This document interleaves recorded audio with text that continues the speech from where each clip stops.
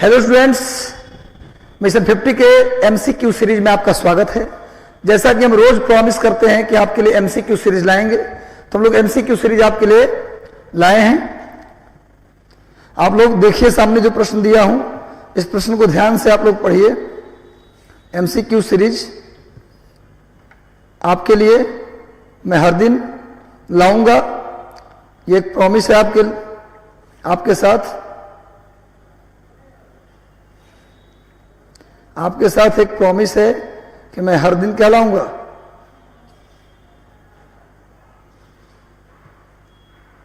हर दिन MCQ series लाता रहूंगा।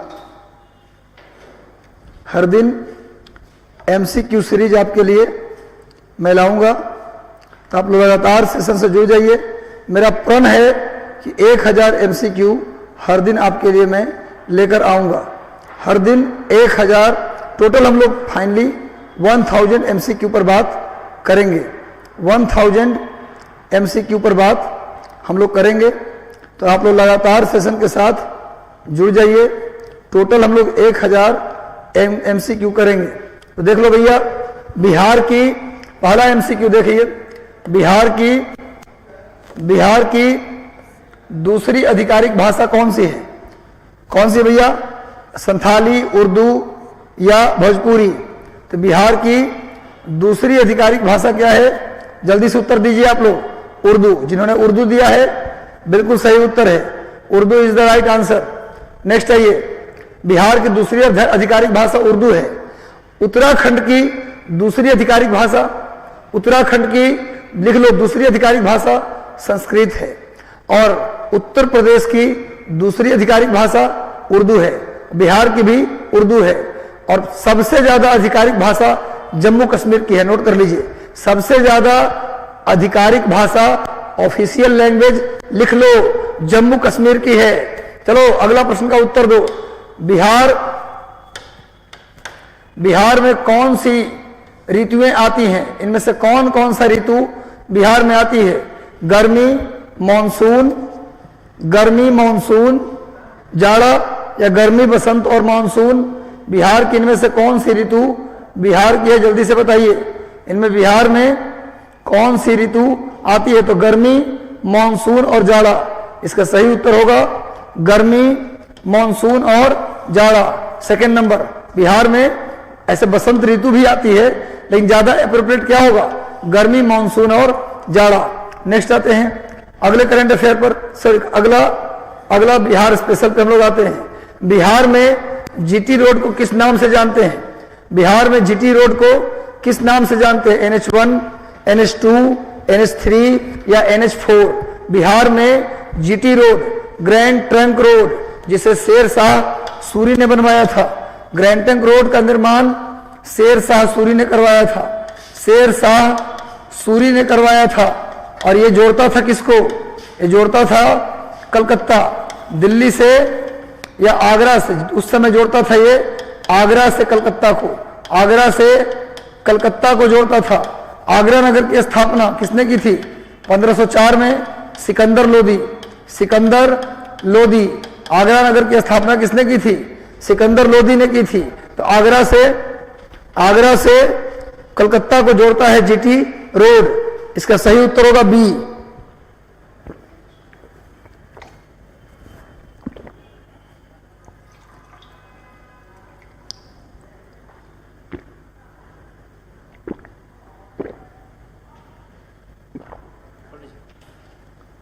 इसका सही उत्तर होगा बी।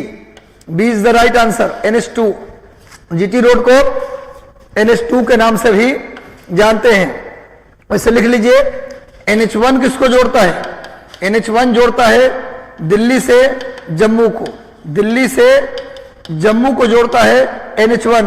भारत का सबसे लंबा NH, नोट कर लो, भारत का सबसे लंबा NH44। NH44। भारत का सबसे छोटा NH, भारत का सबसे छोटा NH47A। भारत का सबसे छोटा NH47A। नोट कर लो। अब भारत का सबसे लंबा NH NH44 नोट कर लीजिए इसको। नेक्स्ट आइए, नेक्स्ट आते हैं हम लोग, आगे आइए। नालंदा विश्वविद्यालय की स्थापना किसके प्रयासों से हुआ था? जल्दी उत्तर दो, बहुत बेहतरीन सवाल। नालंदा विश्वविद्यालय की स्थापना किसके प्रयासों से हुआ था? Sumit Sharma, Sushil Vishwakarma, study point, captain Morgan, UPSC Priya Sharma, Sushil Vishwakarma, जितने लोग, नवाज भाई, ज्योतिष, अविनाश, सुजीत, सभी लोगों ने उत्तर दिया, प्रशांत, राजीव, सब लोग जुड़ जाओ, सबको सेशन शेयर कर दो, मजा आने वाला है सेशन में। नालंदा विश्वविद्यालय की स्थापना में किसका प्रयास शामिल था मेरे भाई? ये शामिल था किसका? कुमार गुप्त प्रथम। नालंदा विश्वविद्यालय की स्थापना में कुमार गुप्त प्रथम। और नोट कर लो, नालंदा विश्वविद्यालय भारत का पहला और सबसे प्राचीनतम विश्वविद्यालय, भारत का, दुनिया का नहीं, भारत का प्राचीनतम विश्वविद्यालय नालंदा, और दुनिया का प्राचीनतम विश्वविद्यालय तक्षशिला, जो वर्तमान में पाकिस्तान के पेशावर में है। दुनिया का प्राचीनतम विश्वविद्यालय तक्षशिला, जो पाकिस्तान के पेशावर में है। और भारत में पुराना विश्वविद्यालय कुमार गुप्त द्वारा बनाया गया नालंदा विश्वविद्यालय। उसे लिख लो, नालंदा विश्वविद्यालय बिहार के नालंदा जिले में है। और भागलपुर में विक्रमशिला विश्वविद्यालय, इसका निर्माण किसने करवाया था? धर्मपाल। नोट कर लीजिए, भागलपुर के विक्रमशिला विश्वविद्यालय का निर्माण किसने करवाया था? धर्मपाल। नालंदा विश्वविद्यालय का निर्माण कुमार गुप्त। और लिख लो, नालंदा विश्वविद्यालय और विक्रमशिला विश्वविद्यालय, इन दोनों को नष्ट किसने किया? तो बख्तियार खिलजी। दोनों को नष्ट किसने किया? बख्तियार खिलजी। मोहम्मद गौरी का सेनापति, मोहम्मद गौरी का सेनापति बख्तियार खिलजी ने नालंदा विश्वविद्यालय और विक्रमशिला विश्वविद्यालय को आग लगा दिया था। लिख लिए। अब सुन लो, समुद्रगुप्त, इसे भारत का नेपोलियन कहते हैं, इसे भारत का नेपोलियन कहते हैं, भारत का नेपोलियन। इसे परांतक भी बोलते हैं, इसे लिच्छवी दौहित्र भी बोलते हैं, इसे लिच्छवी दौहित्र भी कहते हैं। समुद्रगुप्त का 3 नाम, भारत का नेपोलियन, परांतक और लिच्छवी दौहित्र। इसने नॉर्थ इंडिया, उत्तर भारत के 9 राज्यों को जीता। इसने उत्तर भारत के 9 राज्यों को जीता। साउथ इंडिया, दक्षिण भारत के 12 राज्यों को जीता। और मध्य भारत, मिडिल इंडिया के 6 राज्यों को जीता। कितने हो गए? 12, 9, 21, 6, 27। कुल मिला के भारत के 27 राज्यों को जीतने का रिकॉर्ड किसके नाम है? समुद्रगुप्त। इसीलिए इसे भारत का नेपोलियन कहते हैं, परांतक कहते हैं। इसकी मां लिच्छवी की थी, इसकी मां, समुद्रगुप्त की जो मां थी वो लिच्छवी की रहने वाली थी, इसीलिए इसका नाम लिच्छवी दौहित्र पड़ा। स्कंदगुप्त के बारे में लिख लो, एकमात्र गुप्त राजा जिसने हूनों को हराया था। हूनों को पराजित करने वाला, मध्य एशिया के हूण को पराजित करने वाला एकमात्र राजा कौन था? स्कंदगुप्त। और चंद्रगुप्त प्रथम, इसने गुप्ता कैलेंडर चलाया था। इसने गुप्ता कैलेंडर, गुप्त संवत की शुरुआत किसने की? चंद्रगुप्त प्रथम। पूछा जाए शक को किसने हराया? शक नहीं, हूनों को किसने हराया? तो स्कंदगुप्त। नालंदा विश्वविद्यालय किसने बनाया? तो चंद्रगुप्त प्रथम। और भारत के 27 राज्यों को किसने हराया? समुद्रगुप्त। और शकों को लिख लो भैया, शकों को किसने पराजित किया? शकों को पराजित करने वाला चंद्रगुप्त द्वितीय। चंद्रगुप्त द्वितीय ने शक वंश के राजाओं को हराया। शकों को हराने वाला गुप्त राजा चंद्रगुप्त द्वितीय, हूणों को हराने वाला गुप्त राजा स्कंदगुप्त, नालंदा विश्वविद्यालय बनाने वाला गुप्त राजा कुमारगुप्त, और भारत का नेपोलियन परांतक 27 राज्यों को जीतने वाला समुद्रगुप्त, और सुदर्शन झील की उड़ाही कराने वाला समुद्रगुप्त। सारी बातों को नोट कर लेना है मेरे भाई, कुछ नहीं छोड़ने देंगे। एक बार सीरीज कर लो, अमर हो जाओगे। अमृत पान करवा रहा हूं, पी लो। शेरशाह सूरी को अकबर का पुरोगामी क्यों कहा जाता है? शेरशाह सूरी को अकबर का पूर्वगामी क्यों कहा जाता है मेरे भाई? अकबर का पूर्वगामी क्यों कहा जाता है? पढ़ के देखो, अच्छा प्रश्न है, पढ़ोगे तभी उत्तर आएगा। ये रटने वाला प्रश्न नहीं है। उसने अकबर को प्रशिक्षण दिया था, ये कभी होगा? शेरशाह सूरी कभी अकबर को प्रशिक्षण दे सकता है? नहीं दिया था। दूसरा, उसने अकबर को पहले प्रशासन किया। भैया प्रशासन तो अकबर से पहले बहुत लोग किए, ऐसा नहीं। उसकी प्रशासनिक नीतियां अकबर ने अपनाया, बिल्कुल सही। बाद में जो शेरशाह सूरी की प्रशासनिक नीतियां थी, शेरशाह सूरी के जो प्रशासनिक नीति थी उसी को बाद में अकबर ने फॉलो किया था। इसलिए शेरशाह सूरी को सूरवंश की स्थापना, शेरशाह सूरी ने क्या किया था? सूरवंश की स्थापना की थी। सूरवंश की स्थापना किसने की? शेरशाह सूरी। कब से कब तक राजा रहा? 1540 से 1545। क्लियर है? शेरशाह सूरी के बचपन का नाम फरीद खां। फरीद खां। शेरशाह सूरी ने कहा था कि हम मुट्ठी भर बाजरे के लिए पूरा साम्राज्य खो देते। क्वेश्चन आता है किसने कहा था कि हम मुट्ठी भर बाजरे के लिए पूरा साम्राज्य खो देते? अगला प्रश्न, औरंगजेब के समय पटना का नाम क्या था? औरंगजेब के समय पटना का नाम क्या था? औरंगजेब का एक बेटा था अजीम उस शान। औरंगजेब का एक लड़का था अजीम उस शान, उसी ने अजीमाबाद बसाया था। 1 लाख रुपए अजीमाबाद को बसाने के लिए उस जमाने में कितना खर्च किया था? 1 लाख। अजीमाबाद। औरंगजेब के बेटे मोहम्मद मुअज्जम, मोहम्मद कामबख्श और मोहम्मद अजीम, मोहम्मद अजीम के नाम पर ही क्या नाम पड़ा? अजीमाबाद। यानी औरंगजेब के समय पटना का नाम अजीमाबाद। जल्दी से नोट कर लो, पटना का पुराना नाम पाटलिपुत्र। फिर पाटलिपुत्र को पटना किसने बनाया? शेरशाह सूरी। पाटलिपुत्र का नाम पटना किसने रखा? शेरशाह सूरी। पटना में गुरु गोविंद सिंह का जन्म किस वर्ष हुआ? आप जानते हैं सिख धर्म के 10वें गुरु गुरु गोविंद सिंह जी का जन्म पटना में हुआ था। पटना साहिब नाम सुना होगा आपने। पटना साहिब। गुरु गोविंद सिंह का जन्म पटना में हुआ था। सिख धर्म के कितने गुरु? 10 गुरु। सिख धर्म के पहले गुरु गुरु नानक, सिख धर्म के दूसरे गुरु गुरु अंगद, सिख धर्म के तीसरे गुरु गुरु रामदास, गुरु अमरदास, चौथे गुरु रामदास और 5वें गुरु अर्जुन देव। याद रखिएगा, सिख के कितने गुरु? 10 और अंतिम गुरु 10वें गुरु, अंतिम गुरु, इनका जन्म पटना में हुआ था 1666। 1666। बेहतरीन प्रश्न, नोट कर लो। गुरु गोविंद सिंह का जन्म 1666 में हुआ था और कहा हुआ? पटना में। इनकी मृत्यु महाराष्ट्र के नांदेड़ में। महाराष्ट्र के नांदेड़ में गुरु गोविंद सिंह जी की मृत्यु। महाराष्ट्र के गोदावरी नदी के किनारे बसा हुआ एक शहर नांदेड़, नांदेड़ में मृत्यु और जन्म पटना में 1666 में। और गोविंद सिंह जी ने, लिख लो भैया, 1699 में खालसा पंथ की स्थापना की थी। क्वेश्चन आता है किस सिख गुरु ने खालसा पंथ की स्थापना की? खालसा पंथ की स्थापना किस सिख गुरु ने की? तो गुरु गोविंद सिंह। पटना में इनका जन्म और मृत्यु नांदेड़ महाराष्ट्र 1666। खालसा पंथ 1699। नोट कर लो।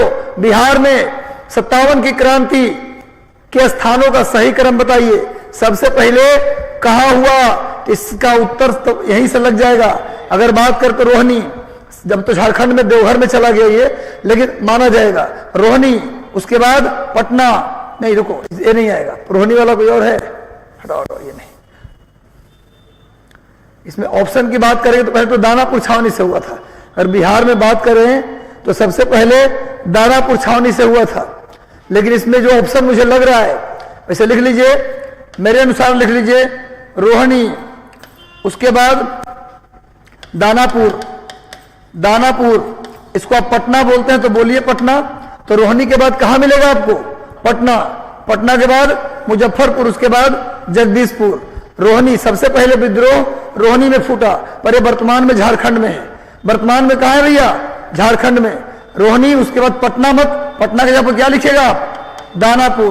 कोई बात नहीं, अकॉर्डिंग टू ऑप्शन क्या सही होगा? सी। अकॉर्डिंग टू ऑप्शन क्या सही होगा मेरे भाई? सी। नेक्स्ट आइए, अगला प्रश्न। बिहार के दक्षिण गंगा के मैदानों में किस प्रकार की मिट्टी, कौन से प्रकार की मिट्टी नहीं पाई जाती?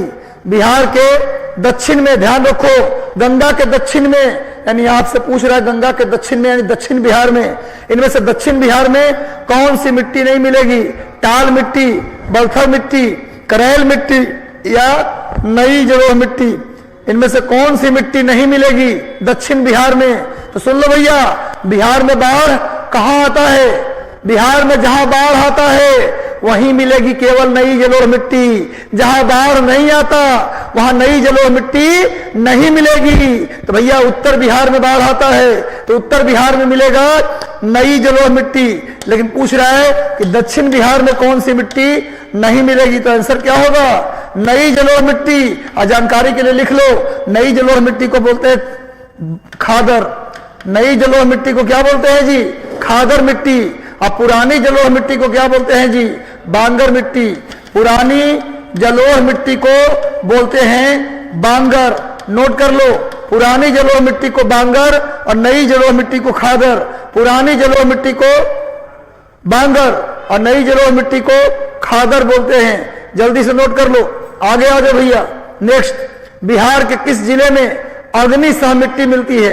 ऐसी मिट्टी जो आग को भी सहन कर लेती है। अग्नि सह मिट्टी बिहार के किस जिले में मिलती है? जल्दी बताओ, बिहार के किस जिले में अग्नि सह मिट्टी मिलती है? अग्नि, आग को सहने वाली मिट्टी बिहार के किस जिले में मिलती है? इसका सही उत्तर होगा भागलपुर और मुंगेर। भागलपुर और मुंगेर। भागलपुर को बिहार का सिल्क सिटी भी बोलते हैं। बिहार का सिल्क सिटी किसे बोलते हैं जी? बिहार का रेशम शहर। बिहार का रेशम, सबसे ज्यादा रेशम का उत्पादन भागलपुर में। अब भागलपुर में क्या किया जा रहा है जी? डॉल्फिन प्रजनन केंद्र। डॉल्फिन प्रजनन केंद्र। प्रजनन केंद्र नोट कर लो, भागलपुर में डॉल्फिन प्रजनन केंद्र। भागलपुर मुंगेर में अग्नि सह मिट्टी मिलता है, ध्यान रखो। और भागलपुर को रेशम नगरी यानी सिल्क सिटी के नाम से भी जानते हैं। बिहार के किस जिले में सोरा बिल्कुल नहीं मिलता? बिहार के किस जिले में सोरा नहीं मिलता? सोरा नहीं मिलता किस जिले में? सभी में मिलता है, किसी एक जिले में इसमें से सोरा नहीं मिलता।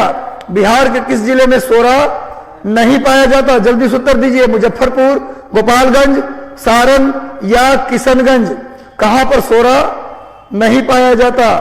तो आंसर क्या होगा? किशनगंज। क्या आंसर होगा? किशनगंज। किशनगंज में हाल ही में क्या किया गया है? किशनगंज में हाल ही में क्या बनाया गया है? Digital fertility map. बिहार का एकमात्र जिला, पहला जिला जिसने बनाया है डिजिटल फर्टिलिटी मैप वो है किशनगंज। गोपालगंज, सबसे ज्यादा सेक्स रेशियो, सबसे ज्यादा लिंगानुपात वाला जिला गोपालगंज। सबसे ज्यादा पढ़ा लिखा जिला रोहतास। सबसे ज्यादा लिंगानुपात, सेक्स रेशियो गोपालगंज। और यहीं पर इथेनॉल प्लांट लगाया गया है। हाल ही में यहाँ क्या लगाया गया है? Ethanol plant. अब मुजफ्फरपुर में खादी मॉल। मुजफ्फरपुर में क्या खोला गया है? खादी मॉल। नेक्स्ट आइए, अगला करें, सॉरी अगला बिहार स्पेशल। बिहार में बीड़ी उद्योग कहाँ स्थित है? बिहार में बीड़ी बनाने वाला उद्योग कहाँ स्थित है भैया? जल्दी बताओ। बीड़ी उद्योग, बीड़ी उद्योग बिहार में कहाँ है? जल्दी से उत्तर दीजिए। क्या ऑप्शन में? भागलपुर, नालंदा, वैशाली या सीतामढ़ी? जहां खैनी ज्यादा होगा, जहां सुरती, खैनी, तंबाकू ज्यादा होगा वहां बीड़ी बनाने का उद्योग होगा। तो कहां होगा भैया? भागलपुर, नालंदा, वैशाली और गया। क्या आंसर होगा भाई? बीड़ी बनाने का उद्योग नालंदा। कहां होगा? नालंदा। बीड़ी उद्योग नालंदा। नोट कर लीजिए। आगे बढ़ते हैं। Next current, sorry next Bihar special. Current पढ़ाते पढ़ाते करंट का भक्त हो चुका हूं तो बीच में करंट आ जा रहा है। कोई बात नहीं, कल से संख्या बढ़ाऊंगा, कल से 20 कर दूंगा इसे। चलो भैया, बिहार में नई औद्योगिक नीति कब लागू की गई? बिहार में नई औद्योगिक नीति कब लागू की गई? 2003 में। बिहार में नई औद्योगिक नीति कब लागू की गई? 2003 में। New industrial policy launched in Bihar 2003। और भारत की औद्योगिक नीति कब लागू की गई? 2003 में। नोट कर लीजिएगा। आगे आते हैं। वर्तमान में बिहार के उद्योग मंत्री कौन है? सैयद शाहनवाज हुसैन। बिहार में बिहार के उद्योग मंत्री कौन है? सैयद शाहनवाज हुसैन। चलो, बिहार में हथकरघा उद्योग कहाँ नहीं है? बिहार में हथकरघा समझते हो ना? हथकरघा मतलब जूट बनाने वाला, जूट की रस्सी बनाने वाला। हथकरघा उद्योग कहाँ नहीं है भैया? भागलपुर में, पटना में, मधुबनी में, सीतामढ़ी में। बिहार में हथकरघा उद्योग कहाँ नहीं है? सीतामढ़ी। कहाँ है ना भैया? सीतामढ़ी में हथकरघा उद्योग नहीं है। बिहार के सीतामढ़ी में हथकरघा उद्योग नहीं है। और इस सेशन का अंतिम सवाल, सब लोग उत्तर दो, देखता हूं कौन बताता है। बिहार के, कल भी पूछा था, बिहार में आम उत्पादन में पहले स्थान पे कौन है, जल्दी बताओ। बिहार में आम उत्पादन में पहले स्थान पे कौन है भैया, मधुबनी। पहले स्थान पर मधुबनी और दूसरे स्थान पर दरभंगा। पहले स्थान पर मधुबनी और दूसरे स्थान पर दरभंगा।